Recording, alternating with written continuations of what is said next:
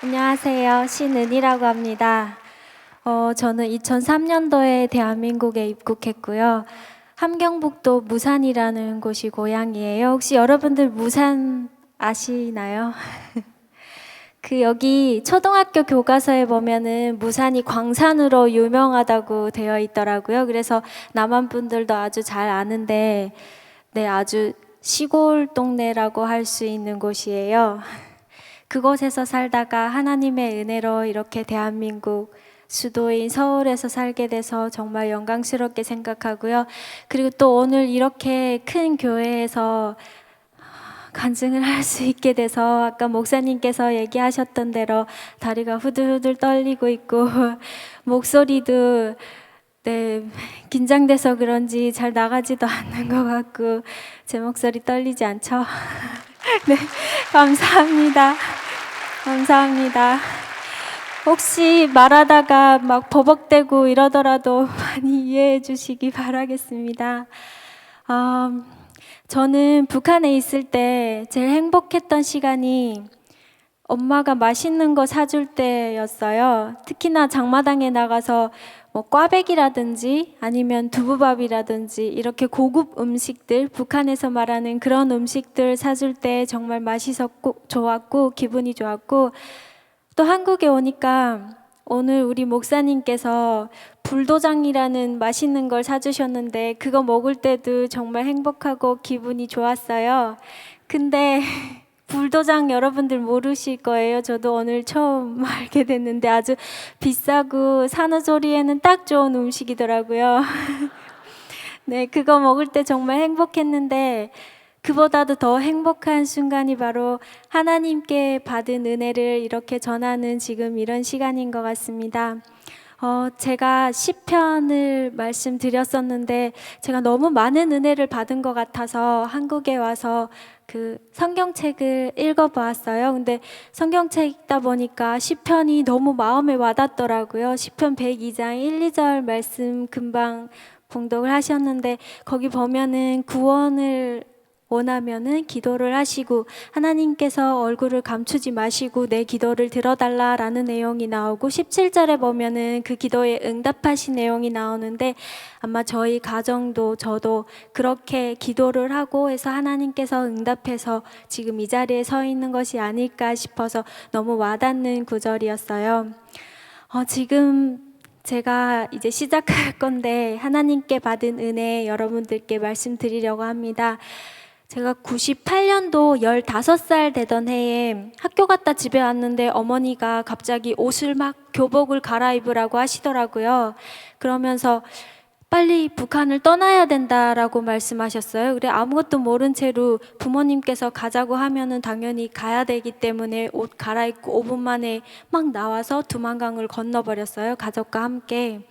그리고 중국 땅에 도착을 해서 우리가 왜 탈북을 해야 됐는지 부모님께 여쭤봤더니 부모님께서 살기 어려우셔서 기독교 찬송가를 북한으로 가져가서 사람들에게 나눠 주셨더라고요. 왜냐하면은 중국으로 불법으로 왔다 갔다 하셨는데 그걸 하시면은 기독교 찬송가를 북한 주민들에게 전파를 하면 먹고 살 수 있게 돈을 많이 준다라고 해서 하신 말씀을 들으시고 그렇게 하셨는데 다 아시다시피 북한은 종교가 허락된 나라가 아니에요.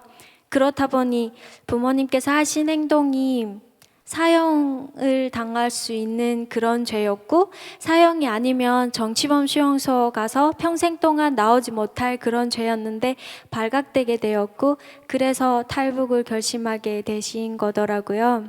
근데 그때 당시 북한 상황을 말씀드리면 정말 수많은 사람들이 죽어 나갔어요. 고난의 행군이라는 시기였는데 정말 많은 사람들이 콜레라, 파라티푸스라는 전염병에 걸려서 죽어 나갔고 또 나라에서 배급을 주지 않다 보니까 불법으로 이 일 저 일 하다 보니까 그 불법을 저질렀다고 해서 또 사형을 해서 법에 의해서 죽고 그리고 또 뭐 두만강을 건너다가 두만강에 빠져서 죽고 이렇게 수많은 사람들이 굶어 죽고 얼어 죽고 이렇게 죽어가는 속에서 부모님도 어쩔 수 없이 했던 일이 바로 기독교 찬송가가 들어있는 녹음기 카세트를 북한 주민들한테 보급하는 일이었어요.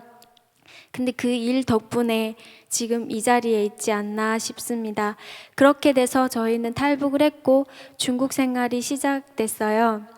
중국은 참 먹을 게 많고 길가에 사탕 과자가 막 널려 있는 줄 알았어요. 근데 와보니까 아니더라고요. 쓰레기뿐이고 제가 상상했던 그 환상적인 중국이 아니더라고요. 그리고 또 저희 네 식구가 살려고 하다 보니까 혼자 온 사람들은 어떻게 여기저기 도움을 받아서 살 수 있는데 중국인들도 네 명을 도와주는 건 어려웠는지 절대로 도와주려고 하지 않더라고요. 그래서 저희가 간 곳이 바로 산속에 있는 닭을 기르던 닭사였어요. 비어있는 곳이었고 그곳에서 생활을 하려고 올라갔는데 정말 겨울이었는데 바닥도 없어서 그냥 거기에 비닐봉투를 깔고 거기에서 생활해야 했어요. 그래서 아침에 자고 깨나면 아빠 손바닥이 되게 따뜻하고 그런 느낌을 받고 했는데 그게 이유는 이제 그 닭을 기르던 곳이다 보니까 그 안에 쥐들이 너무 많았던 거예요. 근데 쥐들도 추웠는지 아빠 손바닥이 따뜻했나 봐요. 그래서 손바닥 위에 이렇게 올라와 앉아서 자고 있고 그리고 밤에 누우면은 저희 배를 막 쥐들이 왔다 갔다 하고 깨나서 쥐 막 쫓고 그리고 잠들면 또 막 왔다 갔다 하고 이런 속에서 살았었는데 그래도 참 쥐들에게 고마웠던 거는 저희가 산에서 살다 보니까 먹을 것 하나 없었는데 막 눈 덮이고 얼음인 그 강산에서 정말 먹을 것 하나 찾을 수 없었어요. 근데 쥐들이 그 겨울 식량으로 모아놓은 강냉이나 콩알이 있었는데 그거를 쥐 굴을 파서 다 파먹었거든요. 그래서 참 쥐들에게는 미안하기도 하고 고맙기도 했는데 쥐들 때문에 겨울을 거기서 잘 버텨냈던 것 같아요. 그리고 여름이 되면은 또 밤에 또 자고 아침에 깨나면 누군가 저희를 지켜보는 시선이 막 느껴져요. 그래서 이게 뭘까 하고 보면은 이제 뱀이 들어와서 따발이 틀고 저희를 지켜보고 있고 그런 속에서 한 3년 넘어 살았던 것 같아요.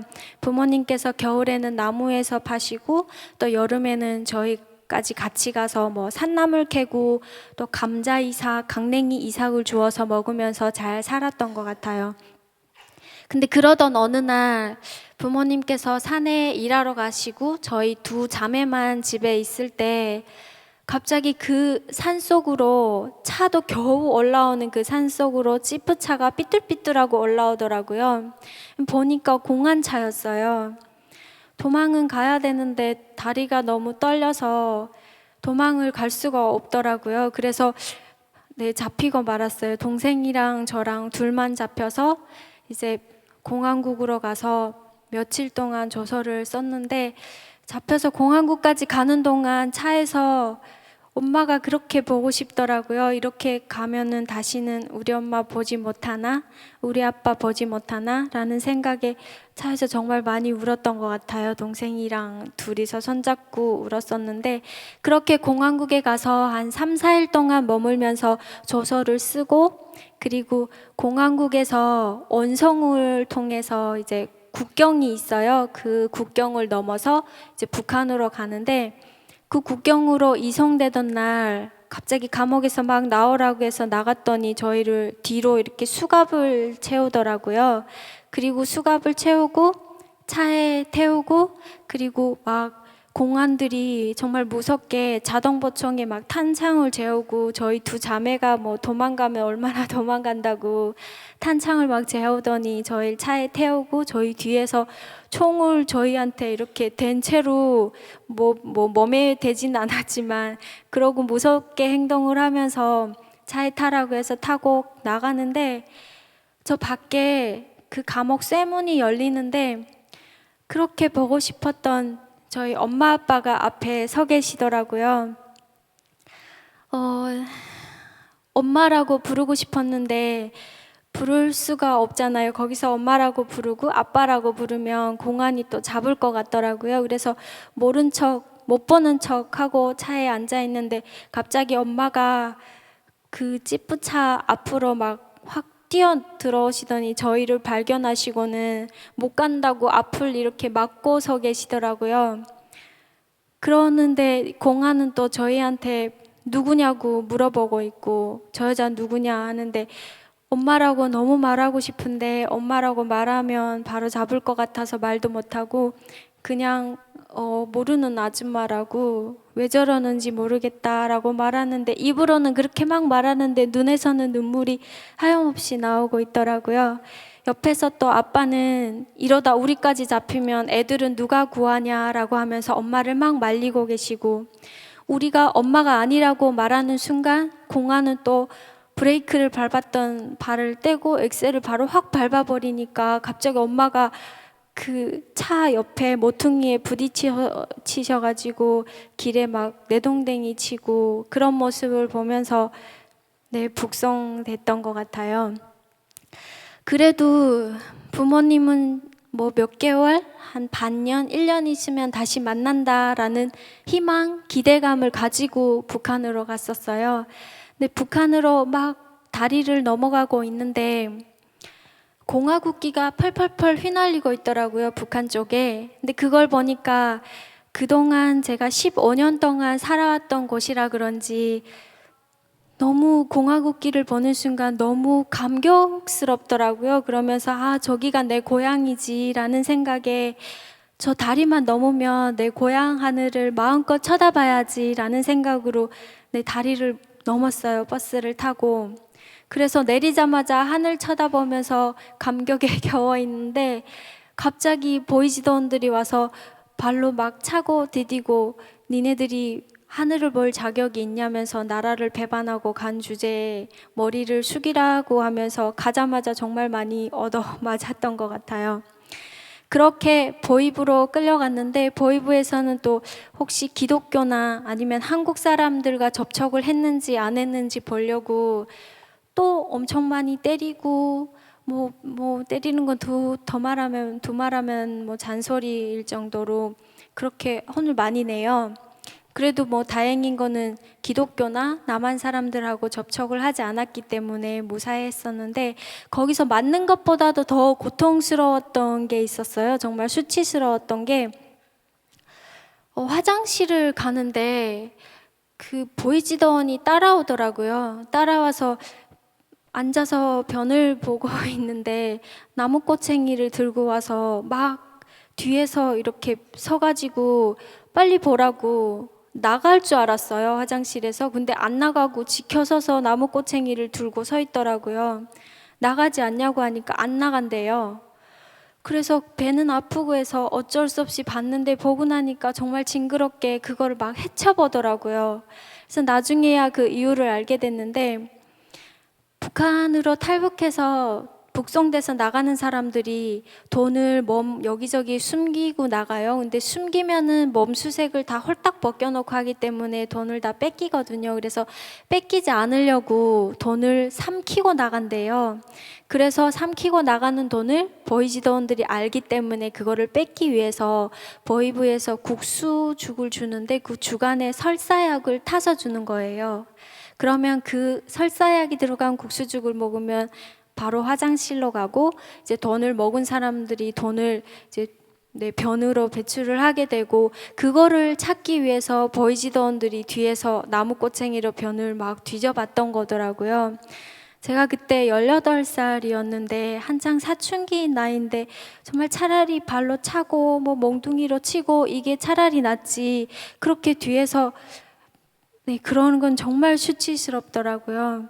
그리고 또 많은 사람들이 그곳에서 맞아서 고문당해서 죽어가고 또 중국인 아이를 임신했다는 이유로 뭐 다른 나라 사람들 자본주의 나라의 아이를 임신했다라는 이유로 또 엄청 구타를 해서 아이가 유산되고 엄마가 또 그 자리에서 같이 죽고 이런 모습도 보고 도망가다가 잡혀서 얼굴의 형체를 알아볼 수 없게 맞은 언니도 보고 정말 그곳에서 있었던 반년이라는 시간은 정말 끔찍했던 시간들인 것 같아요. 그래도 다행히 반년 만에 동생이 미성년자고 동생을 어떻게 해줄 사람이 없다, 보호해줄 사람이 없다라는 이유로 저까지 같이 동생과 함께 반년 만에 풀려나게 됐어요. 그래서 다시 중국으로 가려고 했는데 중국 가기가 참 쉽지 않더라고요. 부모님이 계시면은 부모님 따라갈 수 있는데 부모님 안 계시고 동생과 저만 있는 상황에서 갈 수 있다는 건 브로커를 찾아야 되는데 그럴 능력은 없고 참 막막했어요. 근데 그러던 어느 날 저희가 묵고 있던 주인집에 어떤 남자 두 분이 찾아와서 저희한테 너희 아빠가 보낸 브로커다라고 하시더라고요. 그러면서 사진 한 장을 저희한테 보여주면서 이제 그 사진이 중국에서 저희가 찍은 사진인데 그 사진 뒤에는 아빠의 글씨가 쓰여져 있더라고요. 이 사람들은 괜찮으니까 믿고 이 사람들 따라서 떠나라는 글씨가 쓰여져 있고, 그래서 그 사람들과 함께 2차로 다시 탈북을 하게 됐어요. 근데 그 시기가 장마철이었거든요. 그래서 물이 저희 키를 넘는 거는 당연한 거고 정말 깊고 물살도 정말 셌는데 그 시기에 넘지 않으면은 자꾸 지체되다 보면은 또 못 갈 것 같고 그런 생각에 그래도 가자라고 해서 저희는 수영을 할 줄 모르는데 그 브로커들 통해서 두만강을 건너야 했어요. 그래서 선택한 방법이 그 비닐 주머니 큰 걸 가져다가 그 안에 공기를 불려넣고 아궁이를 꽉 조여맨 다음에 끈을 가져다가 그 비닐 주머니를 저희 허리에 이렇게 묶고 끈으로 브로커 한 명을 이렇게 연결을 한 거예요. 그래서 브로커가 앞에서 수영을 하면 저희가 비닐 주머니를 아는 채 브로커가 수영하는 데를 따라가게끔 그렇게 하고 두만강을 건너기로 했어요. 그렇게 두 브로커한테 연결을 하고 두만강을 건너는데 다행히 저를 묶은 그 브로커는 덩치도 좀 있었고 이제 아이 아빠라 그런지 체격이 좀 크더라고요. 근데 그 사람은 힘이 좋아서 저를 막 수영을 해서 끌고 중국 땅까지 무사히 건넜어요. 근데 동생을 데리고 가던 브로커가 군인이었는데 정말 먹지 못해서 빼쩍 마르고 키도 작고 이런 사람이었는데 동생이랑 키가 거의 비슷했거든요. 그렇다 보니 수영을 해서 동생을 끌어야 되는데 동생이 떠내려가니까 이 사람도 같이 막 떠내려가는 거예요. 정말 보기가 참 못 볼 지경이었는데 그러다가 이 군인이 자기 생명의 위협을 느꼈나 봐요. 그래서 너무 무서운 나머지 군인이 자기 그 끈을 확 풀어버리더라고요. 그러니까 갑자기 동생이 그 가파른 물살에 그 비닐 주머니를 안은 채 막 떠내려가고 있고 저는 넘어가서 어떻게 도와줄 방법이 없이 그냥 발만 동동 구르면서 동생 떠내려가는 데를 막 저도 기슭을 따라서 막 뛰어갔어요.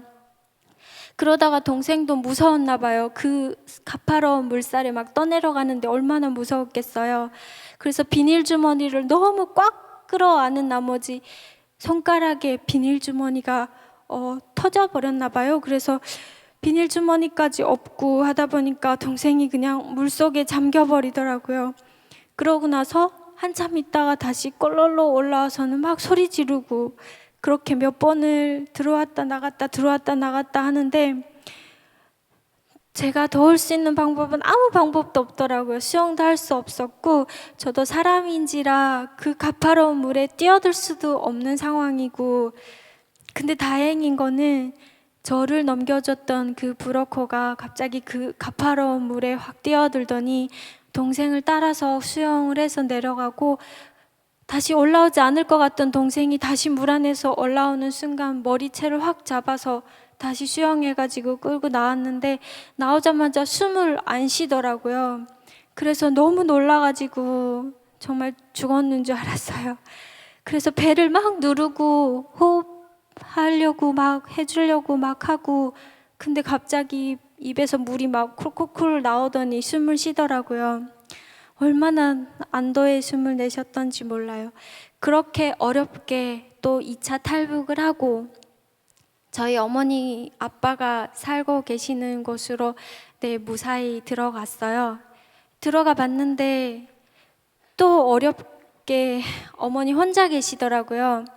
그래서 왜 어머니 혼자 계시나 봤는데 어머니가 말도 못 하시더라고요. 보니까 저희가 북송되고 나서 아빠가 저희한테 브로커를 파견하려고 막 중국 여기저기 막 돌아다니신 거예요. 근데 중국은 그렇게 막 돌아다니시면은 이제 잡혀요, 공안에. 근데 그 위험을 감수하고 저희를 다시 끌어내시려고 아빠가 막 돌아다니셔서 브로커를 끝내는 찾아서 저희한테 보내고 돌아오시는 길에 공안에 잡혀서 아빠마저 또 북송되셨더라고요. 근데 저희와는 다르게 아빠는 그 기독교 찬송가와 얽혀 있는 죄가 있기 때문에 가면은 뭐 사형이나 아니면 정치범 수용소로 끌려가야 되는 상황이기 때문에 정말 위험했어요. 그런 어려운 힘든 일을 겪고 있었기 때문에 엄마 혼자 남아서 그 상황들이 너무 어이가 없은 나머지 실어증에 걸리셔서 말을 못하고 계시더라고요.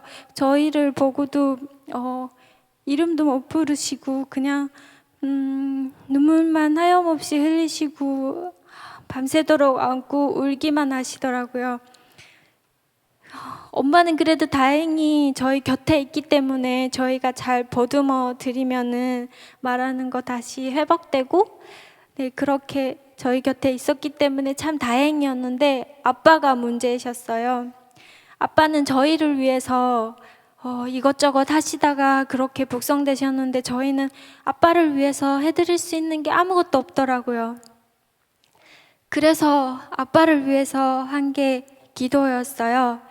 하나님도 몰랐고 예수님도 몰랐고 교회에 대해서 전혀 모르고 북한에서는 오직 기독교, 뭐 찬송가 이런 말만 들었었는데 그거는 정말 큰 죄라고 알고 있었기 때문에 더 알려고 하진 않았어요. 근데 북송되면서 북송된 그 사람들하고 같이 있다 보니까 그 사람들이 하나님에 대해서 얘기하고 예수님에 대해서 몰래 얘기하는 거 들었거든요. 그래서 예수님, 하나님께 기도하고 예수님 이름으로 기도한다 하고 아멘이라고 하면은 다 들어주신다고 하더라고요.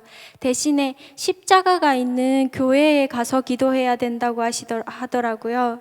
그래서 그 산속에서 내려와서 십자가가 있는 교회로 갔어요. 근데 차마 교회 안에는 들어 못 가겠더라고요. 너무 무서워서. 혹시나 또 북송되면 내가 여기 들어갔다는 걸 보이부에서 알게 되면 난 뭐가 될까라는 생각에 무서워서 들어 못 가고 정말 눈보라 쌩쌩 치는 겨울이었는데 십자가를 바라보면서 교회 그 담벽에 붙어서 무릎 꿇고 앉아서 기도했었어요. 제발 우리 아빠 살아서 돌아오게 해달라고. 아빠를 위해서 해드릴 수 있는 게 아무것도 없고 기도하는 거 하나밖에 없으니까 제발 들어달라 하고 그렇게 거의 한 달 넘게 매일매일 가서 기도했던 것 같아요. 근데 그러던 어느 날 꿈을 꿨어요.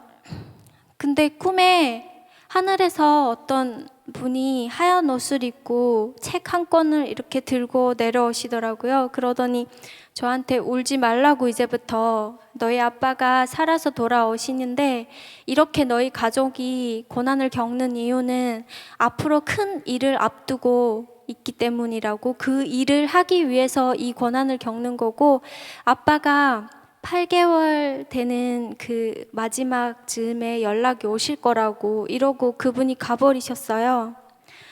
깨났는데 너무 희망이 막 생기는 거예요. 누군지도 모르는 분이긴 한데 모르는 사람들이 들었으면 뭐 개꿈이다라고 말할 꿈이기도 한데 저는 뭔가 느껴지면서 희망이 막 생기더라고요. 그래도 빠짐없이 가서 기도를 계속했어요. 근데 정말 8개월 마지막 즈음 돼서 아빠가 도착했다고 연락이 온 거예요. 그래서 어떻게 그 어려운 것에서 탈출을 했냐라고 하니까 한번 탈출을 해서 오다가 다시 잡히셨대요. 그래서 잡혀서 들어가서 빨리 정치범 수용소로 후송을 해야 되겠다. 이 사람은 이대로 뒀다간 또 도망갈지도 모르니까 후송해야 되겠다 해서 엄청나게 구타를 당하신 몸으로 후송하는 기차에서 다시 또 뛰어내리신 거예요.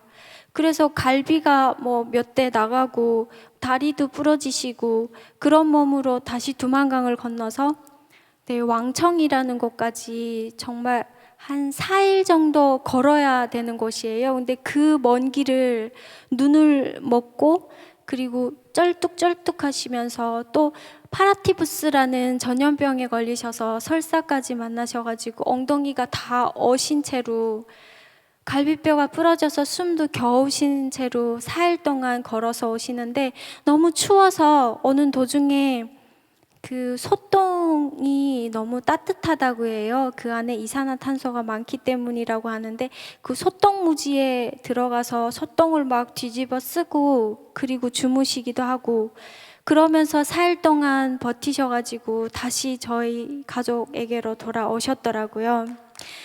네. 그렇게 다시 저희 4식구가 모이게 됐어요. 근데 모였는데 북한에 대해서도 정이 똑 떨어지고 중국에 대해서도 정이 똑 떨어지고 저희가 오직 갈 수 있는 곳은 한국밖에 없더라고요. 한국으로 오는 길은 정말 험하고 어려운 곳이에요. 이곳으로 오다가 잡히면 이건 무조건 사형이기 때문에 정말 위험을 몇 배로 감수해야 하는 곳이긴 하지만 또 북송돼서 가족이 헤어지고 이렇게 이상하게 살 바에는 사람답게 살자라는 생각에 한국행을 선택하게 됐어요.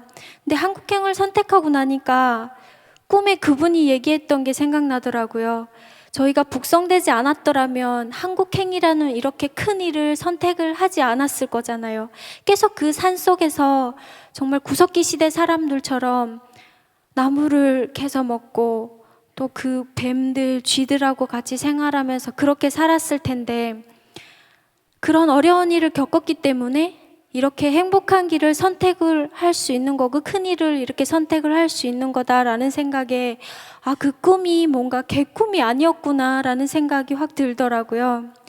그렇게 저희는 또 한국행이라는 어려운 선택을 하고 중국을 떠나서 베트남, 캄보디아, 태국 3국을 거쳐서 한국으로 왔는데 그 과정 또한 정말 하나님께서 은혜를 베풀지 않으셨다면 오지 못할 과정이었어요. 처음으로 베트남으로 갔는데 베트남에서 이제 한국 대사관으로 들어가면은 저희 바로 한국으로 올 줄 알았거든요. 그래서 한국 대사관을 찾았는데 그 베트남 택시 기사한테 코리아라고 얘기를 했어요. 영어도 몰라가지고 대사관이라 뭔 말을 해야 되는지 몰라서 계속 코리아만 말했더니 그 택시 기사분이 센스가 있으셨던지 대사관으로 데려다 주시더라고요. 그래서 대사관 앞에 내려가지고 들어가려고 하는데 입구까지 들어갔는데 뭔가 섬뜩한 느낌이 들고 아빠가 갑자기 빨리 도망가라고 빨리 뛰라고 하더라고요. 그래서 막 정신없이 뛰다가 갑자기 뒤를 돌아보니까 그 위에서 공화국기가 인공기가 펄펄펄 휘날리고 있더라고요. 그 사람이 데려다 준 곳이 한국 대사관이 아니고 북한 대사관이었던 거예요. 근데 저희는 그 앞에 글씨가 한글이 써 있는 걸 보고 대사관이라고 써 있는 걸 보고 조선민주주의 인민공화국은 눈에도 안 들어왔고 인공기가 펄펄펄 휘날린 것도 눈에도 들어지도 않았고 그냥 한국 글씨만 써져 있다라는 생각에 거기에 북한 대사관이 있을 줄은 꿈에도 생각 못하고 우물 속 개구리처럼 북한에서 살다 보니까 베트남에 그렇게 북한 대사관이 있을 줄을 몰랐어요. 그래서 들어가다가 한마트면 정말 봉변당할 뻔하다가 무사히 구원을 받은 거죠. 그렇게 나와서 대사관으로 다시 들어가려니까 너무 무서워서 안 되겠더라고요. 그래서 저희가 찾아간 곳이 한국 글씨로 되어 있는 전주 식당인가 이렇게 써 있는 곳이었어요. 전주가 북한엔 없는 곳이기 때문에 한국 이름이기 때문에 분명히 한국 사람이 하는 거다라고 생각해서 그 식당으로 들어가자마자 그 식당 주인이 저희한테 오더라고요. 저희를 보니까 딱 탈북자인 게 티가 났었나 봐요. 그분이 오시더니 한국으로 가려고 하냐라고 물어보시더라고요. 그래서 그렇다고 얘기를 하니까 그러면은 주소 하나를 써주시면서 여기로 찾아가라고 하면서 거기까지 가는 그 기차표까지 다 끊어주시더라고요. 그래서 그분 말대로 거기까지 또 찾아갔어요. 가서 보니까 거기에 목사님이 계시더라고요. 저희 같은 사람들을 인도해서 남한까지 무사히 오게 해주시는 목사님이셨고, 그 전주 식당 사장님은 그 목사님의 부인이셨더라고요. 네, 그래서 그분들 도움을 받아서 또 베트남에서 캄보디아 국경을 넘어야 했어요. 근데 넘을 때 베트남 국경을 넘으면은 이제 캄보디아 사이에 메콩강이라는 강이 있어요. 근데 그 강을 넘어야 캄보디아로 갈 수 있는데, 그 강까지는 목사님이 저희를 인도하실 수가 없어서 베트남 브로커한테 저희를 맡기셨어요. 그러고 강 거의 근처에 갔는데 브로커가 잘못 길을 선택을 했나 봐요. 그래서 베트남 군인들이 있는 쪽으로 저희를 인도를 한 거예요. 그래서 군인들이 막, 저는 군인이면 총을 들고 막 따라올 줄 알았는데 총이 아니고 몽둥이를 들고 막 쫓아오더라고요.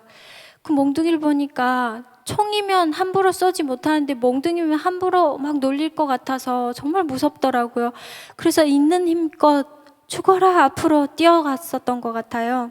그렇게 내 식구가 앞으로 뛰어가다가 도저히 못 뛰겠어서, 그쪽은 남방 지역이라서 정말 큰 풀들이 많아요. 그래서 그 풀 밑에 숨었어요. 4명 모두 들어가서.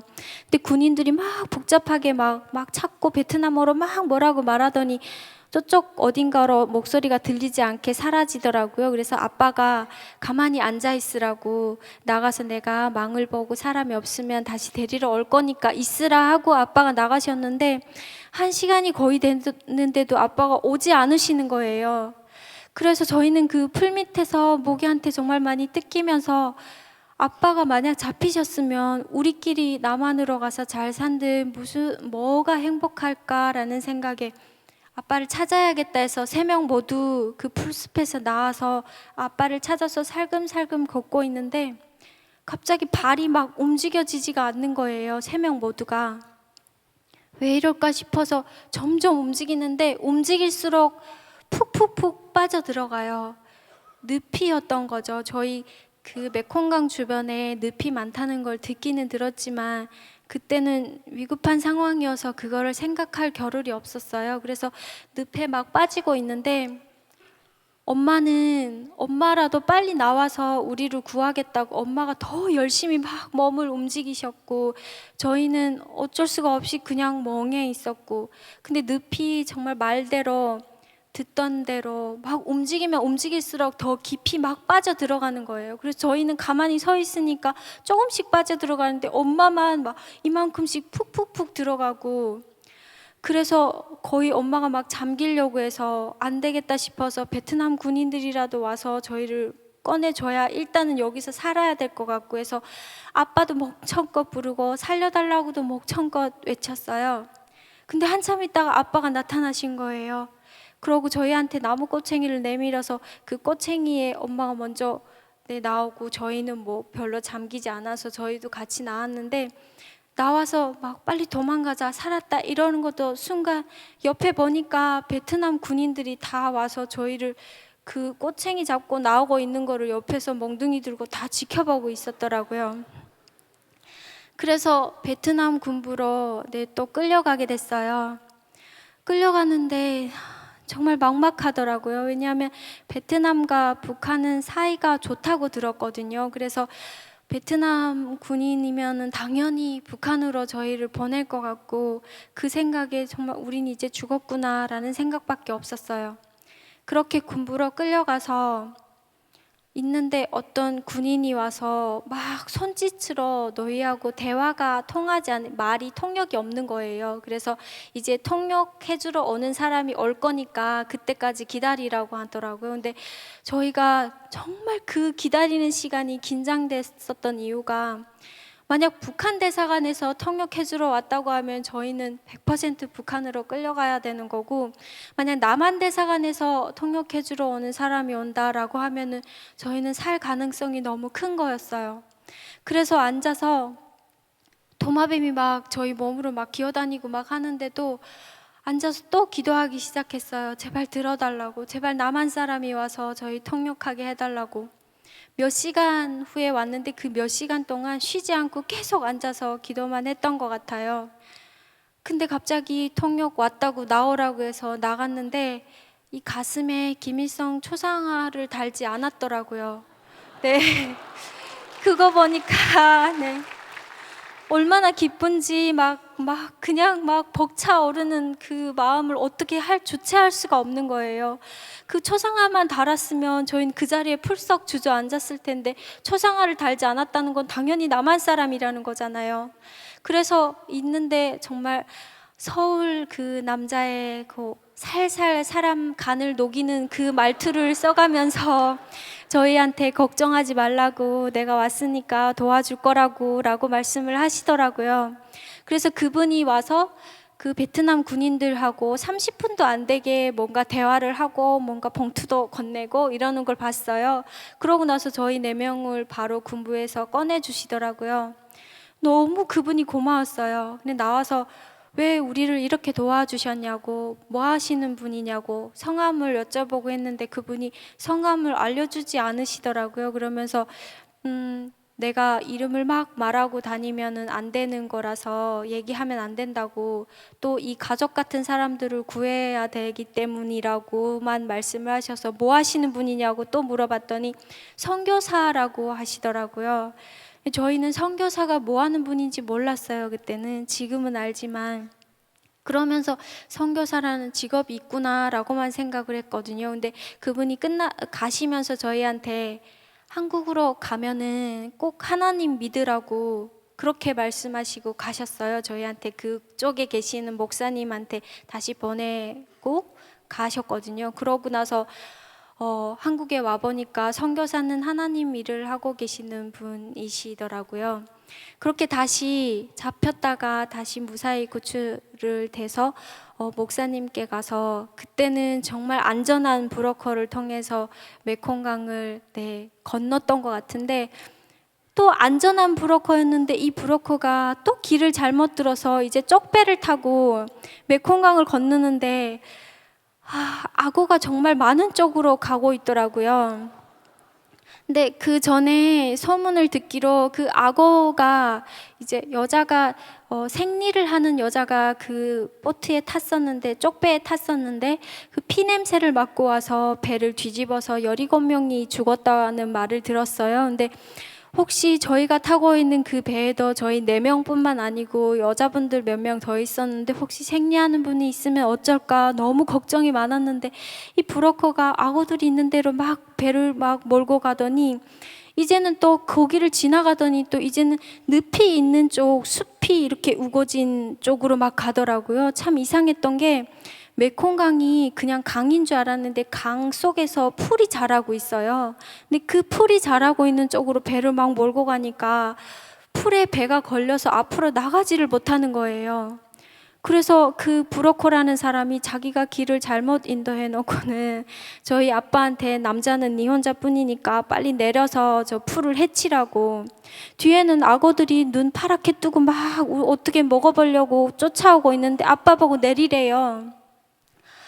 어쩔 수 없이 아빠가 내리고 한 손으로는 배를 잡고 있고, 악어가 뒤에 막 오고 있는 것 같으면 저희 빨리 아빠를 들어 올리려고 저희 세 명, 여자 3명은 아빠 한쪽 팔을 막 잡고 있고 한쪽 팔로는 풀을 막 헤치고 있고, 그래도 다행히 악어가 근접에 오지를 않더라고요. 아빠가 무서웠나 봐요. 그래서 네, 무사히 그 풀숲도 또 헤치고, 그래서 메콩강을 무사히 건너서 메콩강에서 또 태국까지 가서, 태국에서 국적원 분들이 나오셨더라고요. 그래 그분들 통해서 대한민국 인천공항까지 무사히 도착을 하게 됐던 것 같습니다. 네,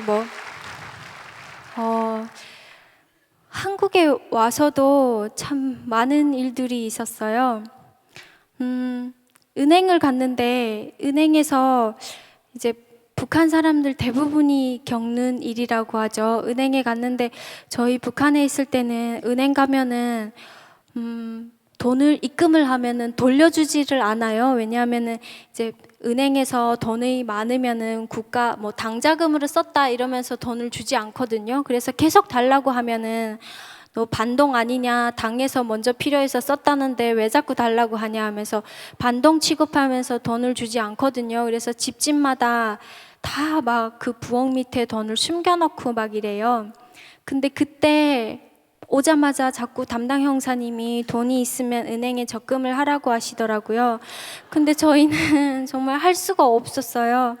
은행에 적금을 하면은 안 주면 어떡해요? 또 어느 뭐 여기도 당이 많더라고요. 뭐 새누리당, 뭐 새정치민주연합당 뭐 당이 되게 많은데 그 당에서 또 막 뭐 자금으로 썼다 이러면서 안 줄까봐 근데 겁나서 안 가겠다고 하는데 형사님이 아니라고 그런 거 절대 아니라고 가서 맡기라고 막 그러더라고요. 그래서 어쩔 수 없이 형사님 따라서 갔어요. 갔는데 정말 그 앉아있는 우리은행 갔었는데 앉아있는 상담한 여자분이 막 목소리가 막 간드러지고 막 간을 빼먹을 것 같은 그런 목소리로 막 얼마를 입금하겠냐, 뭐 통장 처음 개설하냐, 막 여러 가지 막 물어보고 그러더라고요. 그래서 보니까 딱 우리 등쳐먹고 돈 뺏어먹을 그런 네, 그런 표정을 하고 있어서 정말 많이 속고 있다라는 생각을 하면서도 돈을 입금을 했고 이제 형사님이 잘했다고 하면서 가신 다음에 엄마가 막 부랴부랴 은행 가서 금방 입금한 돈 다시 다 달라고 그래서 다시 다 찾아가지고 왔는데 교회를 갔어요. 또 하나님 믿으라라는 말도 있었고 또 하나님 덕분에 뭐 이렇게 한국에 왔다라는 생각이 너무 강했기 때문에 교회를 갔더니 교회 분들이 하나하나 가르쳐 주시더라고요. 그런 거 아니라고. 그래서 네, 강습도 많이 받았어요. 근데 받기는 했는데 또 한 번은 이제 카드를 가지고 갔는데 저희 강습 받기로는 교회 분들이 그러시더라고요. 은행에 가면은 그 현금 인출기가 있잖아요. 근데 거기에 가면은 뒤에서 그 번호 누르는 거랑 벌 수 있으니까 이렇게 숨기고 번호 누르고 이렇게 하라고 절대 누구한테도 보여주면 안 된다고라고 말씀하시더라고요. 그래서 알았다고 하고 그러고 갔어요. 가서 카드를 밀어넣고 그리고 이제 막 돈을 뽑자고 하는데 카드 넣으니까 안에서 막 어떤 여자가 막 카드를 넣어주세요. 막 이러고 네, 비밀번호를 눌러주세요. 막 이러고 얘기를 하더라고요. 근데 비밀번호 누르면은 이제 막 막 말할 것 같은 거예요. 그러면 뒤에 있는 분이 다 들을 거잖아요. 그래서 말하지 말았으면 좋겠는데 아니면 볼륨이라도 좀 이거 줄였으면 좋겠는데 어떻게 하면 줄이지? 막 거기 막 이것저것 막 만져봤는데 안 되고 자꾸 뭐 카드를 다시 넣어주세요. 뭐 어째요? 계속 얘기를 하더라고요. 그래서 어쩔 수 없이 우리은행 다시 들어가서 경비 서시는 분한테 저 볼륨 좀 낮춰달라고. 네. 비밀번호 다 말하면 뒤에 분이 다 듣는다는데 교회에서 알려줬는데 저 들으면 안 된다고 하는데 왜 자꾸 저렇게 큰 소리로 외쳐대는지 모르겠다고. 그러니까 그분이 오셔가지고 특별히 큰 줄 알고 와서 다시 넣어보라고 해서 다시 넣으니까 또 카드를 뭐 어쩌고 하니까 이거는 원래 이런 거라고 하면서 또 설명을 또 하나하나 해주시더라고요.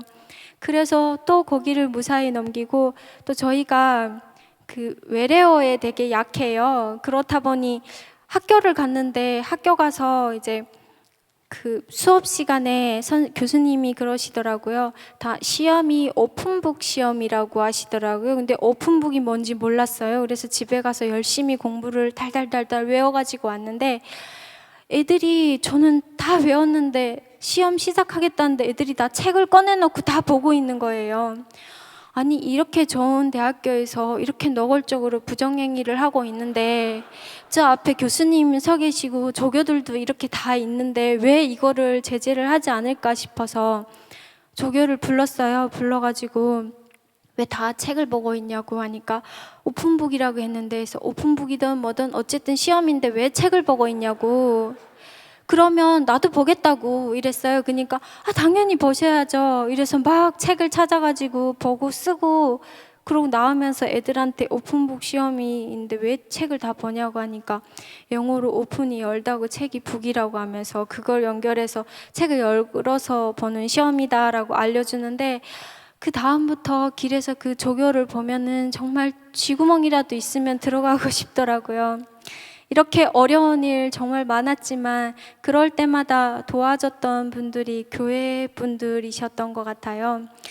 요즘 들어서는 참 부끄러운 것도 많아요. 제가 기도를 많이 한다고 생각을 하는데 한국에 올 때는 정말 간절하게 무릎 꿇고 이렇게 기도를 해서 하나님께서 들어주셨나 봐요. 근데 요즘은 그렇게 간절하게 기도를 안 하는 것 같아요. 요즘 제가 임신을 해서 입덧을 정말 심하게 했어요. 그래서 7, 8kg 살이 빠지고 하면서 머리카락이 정말 많이 빠지더라고요. 그러고 아기 낳고 나니까 더 빠졌어요. 그래서 막 휑하고, 그래서 교회 가면은 계속 기도했어요. 하나님 제 머리 좀 나게 해주세요 하고 기도를 했는데 안 들어주시더라고요. 그래서 요즘은 막 하나님 내 편 아니신가 보다 하고 투정도 많이 부리고, 네, 그래서 이렇게 간증을 하고 있지만 정말 부끄러운 면이 참 많아요. 근데 그렇게 부끄럽지만 정말 확실하게 믿는 부분은 저희를 하나님께서 기독교 찬송가라는 걸 통해서 대한민국, 자유대한민국, 하나님 대한민국으로 오게 해주셨다는 걸 믿고, 또 우리 아빠가 북송되셨을 때 기독교라는 큰 죄에 얽혀 있음에도 불구하고 거기서 무사히 탈출을 했고, 갈비가 부러지시고 다리가 부러지신 몸으로 다시 가족이 합쳐지셨다는 거, 그것도 하나님께서 역사하신 것이라고 당연히 믿고, 또 한국으로 오는 과정에서 베트남 국경에서 잡혔을 때 선교사님께서 저희를 도와주셨던 거, 당신의 자비를 들여서 베트남 군인들에게 뇌물을 주고 저희 네 식구를 구원해 주신 거, 구해 주셨던 거, 그것도 다 하나님께서 역사하신 것이라고 확실히 믿습니다. 그리고 또 오늘 제 이런 간증을 통해서 여기 앉아 계시는 여러분들도 제 2의 선교사가 되셔서 저희 같은 사람들에게 도움을 주시기를 바라겠고, 또 마지막으로 한 가지 더 부탁드릴 거는, 북한에 저희 같은 사람들이 정말 많이 남아 있어요. 오늘 이 순간도 저녁을 못 먹고 배고파서 굶주리면서 누워있을 사람들이 정말 많은데, 그런 사람들을 위해서 여러분들께서 많은 기도 해주시기를 부탁드리면서 간증 여기서 마무리하겠습니다. 너무 감사합니다.